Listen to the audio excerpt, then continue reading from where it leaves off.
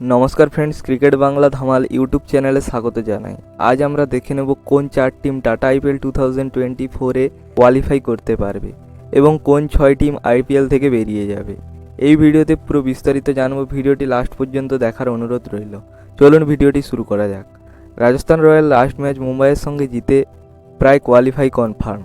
রাজস্থান আর একটি ম্যাচ জিতলে কোয়ালিফাই করে যাবে এবং তার পাশাপাশি কলকাতা নাইট রাইডার্স 7 ম্যাচ খেলে 5 ম্যাচ জিতে পয়েন্টস টেবিলে নম্বর 2-এ আছে।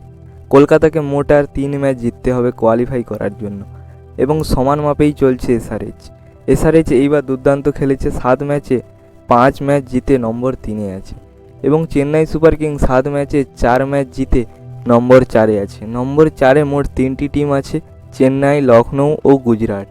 এই তিনজনের যেই টিম 3 ম্যাচ জিততে পারবে তার কোয়ালিফাই কনফার্ম এবং আইপিএল 2024 থেকে বাদ যেতে চলেছে এই 4 টিম: মুম্বাই, দিল্লি, পাঞ্জাব ও আরসিবি।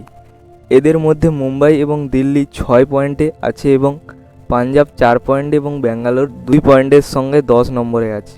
আরসিবিকে এইবার কোয়ালিফাই করতে গেলে বাকি 6 ম্যাচে 6 ম্যাচ জিততে হবে এবং ভালো রান রেটের সাথে, তবেই কোয়ালিফাই করতে পারবে।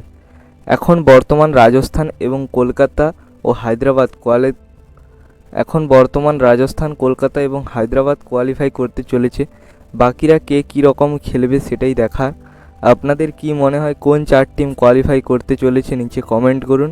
পরবর্তী ভিডিওর জন্য চ্যানেলকে সাবস্ক্রাইব করে রাখুন।